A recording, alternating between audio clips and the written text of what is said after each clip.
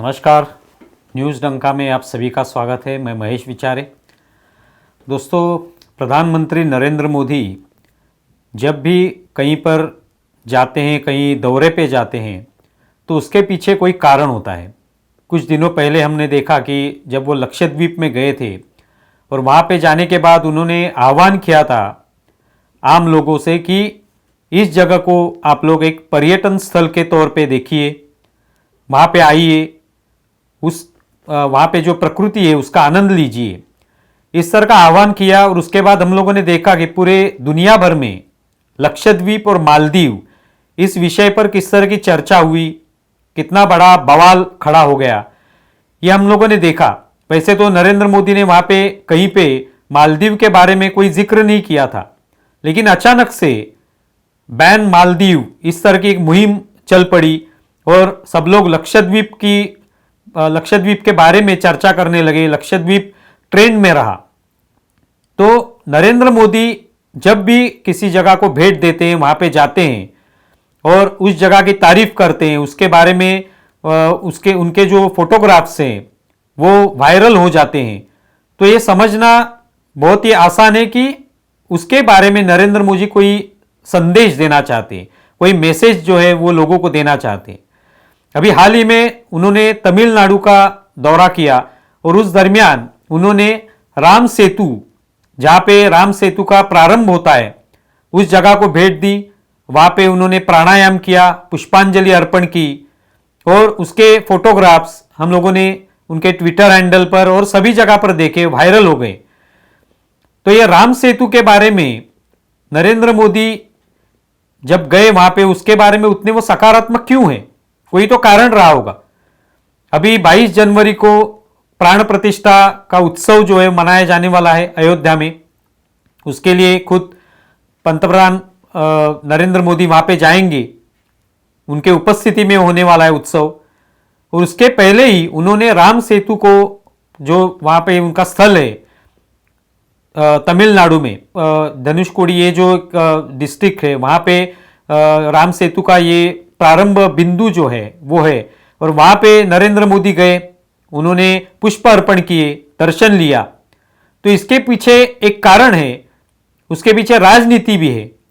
क्योंकि पिछले कई सालों से हम लोग देख रहे हैं कि कांग्रेस ने बार बार प्रभु श्री राम को विरोध किया है।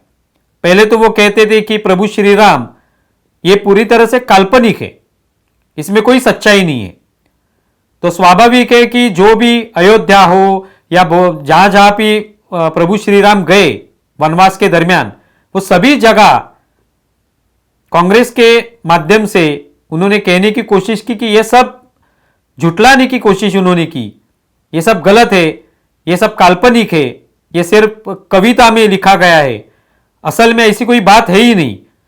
ये कांग्रेस का कहना था। और सिर्फ राम के बारे में नहीं, तो राम सेतु के बारे में भी वही उनकी राय थी। वो तभी मामला कोर्ट में भी चला था कि राम सेतु अस्तित्व में ही नहीं है, ऐसी कोई चीज ही नहीं थी। ये उनका पहले कहना था। बाद में तो वो ये भी कह रहे थे कि प्रभु श्री राम ने ही ये राम सेतु ध्वस्त कर दिया। तो इसका मतलब बाद में प्रभु श्री राम का अस्तित्व भी उन्होंने मान लिया। तो राम सेतु के बारे में कांग्रेस की जो भूमिका रही है वो इसी तरह की रही है। उनका बार बार उसको विरोध रहा है, प्रभु श्री राम को भी विरोध रहा है। तो आज ये मौका प्रधानमंत्री नरेंद्र मोदी को मिला कि लोगों तक ये संदेश जाना चाहिए कि राम सेतु, जो कि प्रारंभ बिंदु जो तमिलनाडु में है, और वहां से प्रभु श्री राम श्रीलंका में गए, तो ये अस्तित्व है, उसका असलियत है उसमें कुछ। इसके लिए नरेंद्र मोदी वहां पे गए। आज जब भी लोग इसके बारे में देखेंगे, उनके फोटोग्राफ्स देखेंगे, उसके बारे में जो भी खबरें छपी हैं, खबरें जो वायरल हो रही हैं, वो जब लोग देखेंगे तो अपने आप ही लोगों के कदम भी उसी राम सेतु की तरफ बढ़ने वाले हैं।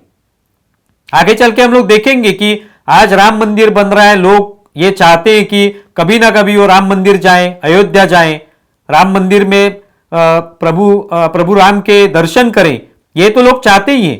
लेकिन जब नरेंद्र मोदी तमिलनाडु गए तभी उन्होंने अलग अलग मंदिरों को भी भेंट दी, वहां पे भी दर्शन किए, उधर भी अभिषेक किया, जल अर्पण किया।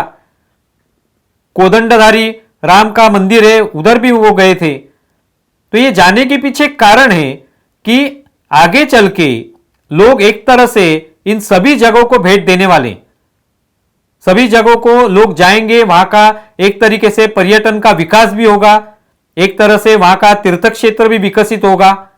यह आगे आने वाले भविष्य में यह होने वाला है। तो इसका संदेश नरेंद्र मोदी ने यहां पर दिया है। जिस तरह से लक्षद्वीप में वो गए, उसी तरह से वो राम सेतु का जो प्रारंभ बिंदु है वहां पे भी वो गए। तो आगे आने वाले समय में लोग शायद अयोध्या के राम मंदिर को जाएंगे, वहां पे रामलला का दर्शन करेंगे। उसके बाद अलग अलग जगहों पर जहां पे प्रभु राम ने कदम रखे थे, वनवास के दरमियान वो रहे, वहां पे कुटी बना के, उन अलग अलग जगहों पर लोग भी जाना शुरू करेंगे और शायद उनका आखिर का बिंदु ये राम सेतु होगा। वहां पे उनकी लोगों की, जो प्रभु श्री राम के भक्त हैं, उनकी परिक्रमा शायद पूरी हो सकती है। तो ये अलग अलग जगह जो है जिसके बारे में नरेंद्र मोदी ने एक तरह से अपने संदेश में यह सुझाव दिया है लोगों को कि आपको यहां पे जाना है, आपको इस जगह को देखना है, वहां पे पर्यटन के माध्यम से आपको जाना है और एक तरह से एक तीर्थ क्षेत्र के स्वरूप में यह विकसित होगा आगे चलकर। तो नरेंद्र मोदी का इस तमिलनाडु के धनुषकोडी में जाना और वहां पे राम सेतु को भेंट देना, वहां पे बैठना, वहां पे प्राणायाम करना, यह अलग ही इसका महत्व है। और इसके पीछे क्या कारण है यह भी हमने बताने की कोशिश की। आपको इसके बारे में क्या लग रहा है? आपकी जो सोच है, आपकी जो राय है, वो हमारे वीडियो के नीचे कमेंट्स में लिखें। हमारा ये वीडियो ज़्यादा से ज़्यादा शेयर करें और हमारा YouTube चैनल सब्सक्राइब करें। धन्यवाद।